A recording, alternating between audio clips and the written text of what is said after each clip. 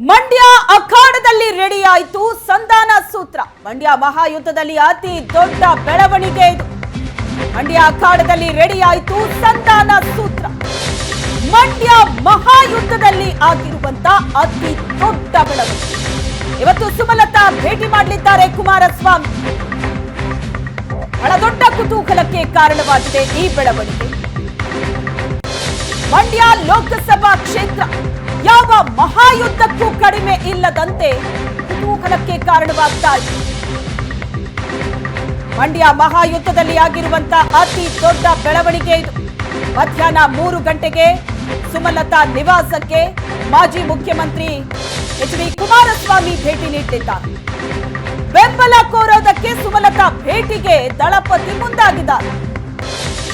April 3ಕ್ಕೆ ನನ್ನ ನಿರ್ಧಾರವನ್ನ ಘೋಷಿಸ್ತೀನಿ ಅಂತ ಈಗಾಗಲೇ ಸುಮಲತಾ ಹೇಳಿದ್ದಾರೆ. ನೆನೆ ಬೆಂಬಲಿಗರ ಜೊತೆ ಸಭೆ ನಡೆಸಿದ್ರು. ಬೆಂಬಲಿಗರ ಸಲಹೆಯನ್ನ ಪಡೆದಿದ್ದಾರೆ.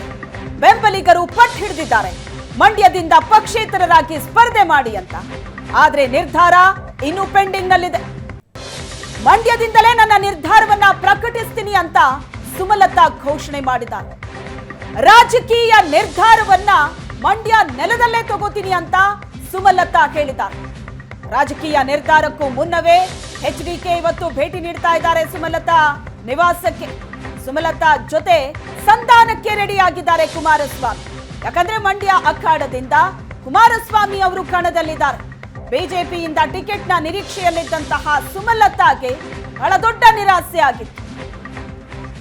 ಈಗ ಕುಮಾರಸ್ವಾಮಿ ಅವರು ಮಂಡ್ಯ ಅಖಾಡದಲ್ಲಿದ್ದು ಸುಮಲತಾ ಅವರ ಬೆಂಬಲವನ್ನ ಕೋರೋದಕ್ಕೆ ಅಂತ ಅವರ ಭೇಟಿಗೆ ಮುಂದಾಗ್ತಾ ಇರೋದು ಬಹಳ ದೊಡ್ಡ ಕುತೂಹಲಕ್ಕೆ ಕಾರಣ ಆಗಿದೆ. ಜೊತೆಗೆ ಅತಿ ದೊಡ್ಡ ಬೆಳವಣಿಗೆ ಆಗಿದೆ. ಈ ಬಗ್ಗೆ ಹೆಚ್ಚಿನ ಡೀಟೇಲ್ಸ್ ಅನ್ನ ಕೊಡ್ತಾರೆ ನಮ್ಮ ಪ್ರತಿನಿಧಿ ಸುರೇಶ್ ಸಂಪರ್ಕದಲ್ಲಿದ್ದಾರೆ. ಸುರೇಶ್, ಕಳೆದ ಬಾರಿಯ ಲೋಕಸಭೆ ಚುನಾವಣೆಯನ್ನ ಒಂದು ಸರಿ ನೆನಪು ಮಾಡಿಕೊಂಡ್ರೆ, ಅದರಲ್ಲೂ ಕೂಡ ಮಂಡ್ಯದಲ್ಲಿ ಏನೇನಾಯ್ತು ಅನ್ನೋದನ್ನ ನೆನಪು ಮಾಡಿಕೊಂಡ್ರೆ, ಇವತ್ತಿನ ಸುಮಲತಾ ಮತ್ತು ಎಚ್.ಡಿ. ಕುಮಾರಸ್ವಾಮಿ ಅವರ ಭೇಟಿ ಯಾಕಿಷ್ಟು ಕುತೂಹಲಕ್ಕೆ ಕಾರಣವಾಗ್ತಾ ಇದೆ, ಯಾಕಿಷ್ಟು ದೊಡ್ಡ ಬೆಳವಣಿಗೆ ಆಗ್ತಾ ಇದೆ ಅನ್ನೋದು ಎಂತವರಿಗೂ ಕೂಡ ಗೊತ್ತಾಗುತ್ತೆ. ಕುಮಾರಸ್ವಾಮಿ ಅವರು ಭೇಟಿ ನೀಡ್ತಾ ಇರೋದೇನು ಮಂಡ್ಯದಲ್ಲಿ ಬೆಂಬಲವನ್ನ ಕೋರೋದಕ್ಕ? ಹೇಗಿರ್ಬೋದು ಈ ಭೇಟಿ? ಶ್ವೇತಾ, ರಾಜಕಾರಣದಲ್ಲಿ ಪರಿಸ್ಥಿತಿಗಳು ಮತ್ತೆ ಅನಿವಾರ್ಯತೆಗಳು ಯಾವ ರೀತಿ ಬದಲಾಗ್ತವೆ ಅನ್ನೋದಕ್ಕೆ ಇದೊಂದು ಸಾಕ್ಷಿ ಅಂತ ಹೇಳ್ಬೋದು. ಕಳೆದ ಬಾರಿ ಮಂಡ್ಯ ಲೋಕಸಭಾ ಕ್ಷೇತ್ರ ಇಡೀ ರಾಜ್ಯದ ಗಮನವನ್ನ ಸೆಳೆದಿತ್ತು. ಬಿಕಾಸ್ ಕುಮಾರಸ್ವಾಮಿ ಅವರ ಕುಟುಂಬ ಮತ್ತೆ ಸುಮಲತಾ ಅವರ ನಡುವಿನ ಒಂದು ಫೈಟ್ ಯಾವ ರೀತಿ ಕಾವೇರಿತ್ತು ಅನ್ನುವಂಥದ್ದು ಇಡೀ ರಾಜ್ಯದ ಜನತೆ ಗಮನಿಸಿದ್ದಾರೆ. ಅದಾದ ನಂತರ ಏನೆಲ್ಲ ಬೆಳವಣಿಗೆಗಳಾಯಿತು ಅನ್ನೋದನ್ನ ಕೂಡ ನಾವೆಲ್ಲರೂ ಕೂಡ ಗಮನಿಸಿದೀವಿ. ಈ ಬಾರಿ ಸುಮಲತಾ ಬಿಜೆಪಿಗೆ ಬೆಂಬಲವನ್ನ ಕೊಟ್ಟಿದ್ರು. ಬಿಜೆಪಿಯಿಂದ ಬಹುತೇಕ ಮಂಡ್ಯ ಲೋಕಸಭಾ ಕ್ಷೇತ್ರದಿಂದ ಕಣಕ್ಕಿಳಿತೀನಿ ಅನ್ನುವಂತಹ ಒಂದು ಉತ್ಸಾಹದಲ್ಲಿ ಇದ್ರು. ಆದ್ರೆ ಜೆಡಿಎಸ್ ಬಿಜೆಪಿ ಜೊತೆ ಮೈತ್ರಿ ಮಾಡಿಕೊಂಡ ಕಾರಣದಿಂದ ಪರಿಸ್ಥಿತಿ ಮತ್ತೊಂದು ತಿರುವನ್ನ ತೆಗೆದುಕೊಳ್ತು. ಕುಮಾರಸ್ವಾಮಿ ಅವರು ಅಂತಿಮವಾಗಿ ಮೈತ್ರಿ ಅಭ್ಯರ್ಥಿಯಾಗಿ ಮಂಡ್ಯದಿಂದ ಇದೀಗ ಕಣಕ್ಕೆ ಇಳಿದಿದ್ದಾರೆ. ಒಂದು ಕಡೆ ಕುಮಾರಸ್ವಾಮಿ ಮತ್ತೆ ಸುಮಲತಾ ನಡುವಿನ ಫೈಟ್ ಯಾವ ರೀತಿ ಇತ್ತು ಅನ್ನುವಂಥದ್ದಾದ್ರೆ, ಮತ್ತೊಂದು ಕಡೆ ಈಗ ಕುಮಾರಸ್ವಾಮಿ ಅವರು ಯಾವ ರೀತಿ ಎಲ್ಲರ ಮನವೊಲಿಸಿ ಒಂದ್ ರೀತಿ ಒಗ್ಗೂಡಿ ಎಲ್ಲರನ್ನ ತೆಗೆದುಕೊಂಡು ಹೋಗುವತ್ತ ಗಮನ ಹರಿಸ್ತಾರೆ ಅನ್ನುವಂಥದ್ದು ಕೂಡ ಬಹಳ ಪ್ರಮುಖವಾದ ಪ್ರಶ್ನೆ ಆಗಿತ್ತು.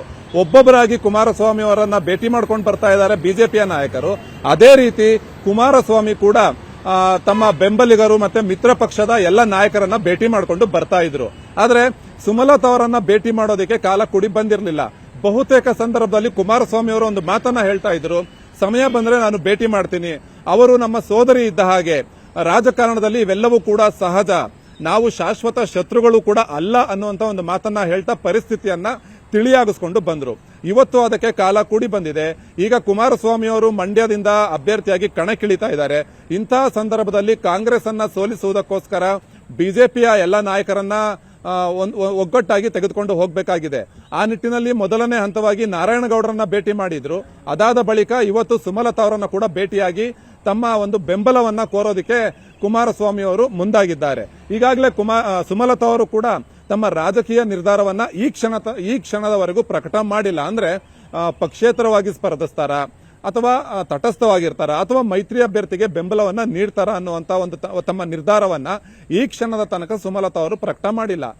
3ನೇ ತಾರೀಕು ಮಂಡ್ಯದಲ್ಲೇ ಒಂದು ಕಾರ್ಯಕ್ರಮವನ್ನ ಮಾಡಿ ಅಲ್ಲಿ ನನ್ನ ನಿರ್ಧಾರವನ್ನ ಹೇಳ್ತೀನಿ ಅನ್ನುವಂತ ಒಂದು ಮಾತನ್ನ ಸುಮಲತಾ ಅವರು ಹೇಳಿದ್ದಾರೆ. ಅದಕ್ಕೂ ಮುಂಚೆಯೇ ಕುಮಾರಸ್ವಾಮಿ ಅವರು ಸುಮಲತಾ ಅವರ ಮನೆಗೆ ಭೇಟಿ ನೀಡಿ ಬೆಂಬಲವನ್ನ ಕೇಳೋದಕ್ಕೆ ಮುಂದಾಗಿರುವಂತದ್ದು ಒಂದು ಮಹತ್ವದ ರಾಜಕೀಯ ಬೆಳವಣಿಗೆ ಅಂತ ಹೇಳ್ಬೋದು. ಇದಕ್ಕೂ ಮುಂಚೆ ಬಿಜೆಪಿಯ ರಾಜ್ಯಾಧ್ಯಕ್ಷರಾದಂತಹ ವಿಜಯೇಂದ್ರ ಅವರು ಕೂಡ ಸುಮಲತಾ ಅವರ ನಿವಾಸಕ್ಕೆ ಕಳೆದ 2 ದಿನಗಳ ಮುಂಚೆ ತೆರಳಿ ಅವರ ಜೊತೆಯಲ್ಲಿ ಒಂದು ಮಾತುಕತೆಯನ್ನ ಮಾಡಿದ್ರು. ಬಿಜೆಪಿಗೆ ಅಂದ್ರೆ ಮೈತ್ರಿ ಅಭ್ಯರ್ಥಿಯಾದಂತಹ ಕುಮಾರಸ್ವಾಮಿ ಅವರಿಗೆ ಬೆಂಬಲ ನೀಡುವಂತೆ ಒಂದು ಮನವಿಯನ್ನು ಕೂಡ ಮಾಡಿದ್ರು. ಆ ಸಂದರ್ಭದಲ್ಲೂ ಕೂಡ ಸುಮಲತಾ ಅವರು ತಮ್ಮ ರಾಜಕೀಯ ನಿಲುವನ್ನ ಪ್ರಕಟ ಮಾಡಿರಲಿಲ್ಲ. ನಾನು ತಮ್ಮ ಬೆಂಬಲಿಗರ ಜೊತೆಯಲ್ಲಿ ಮಾತನಾಡಿ ಅಂತಿಮವಾದ ನಿರ್ಧಾರವನ್ನ ಹೇಳ್ತೀನಿ ಅನ್ನುವಂತ ಒಂದು ಮಾತನ್ನ ಸುಮಲತಾ ಅವರು ಹೇಳಿದ್ರು.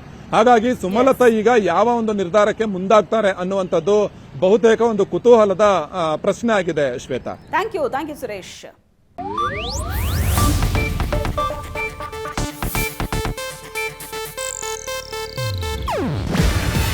ಇದು ಏಷ್ಯಾನೆಟ್ ನ್ಯೂಸ್ ನೆಟ್ವರ್ಕ್ ಪ್ರಸ್ತುತಿ. ನೀವು ನೋಡ್ತಿದ್ದೀರಾ ಏಷ್ಯಾನೆಟ್ ಸುವರ್ಣ ನ್ಯೂಸ್.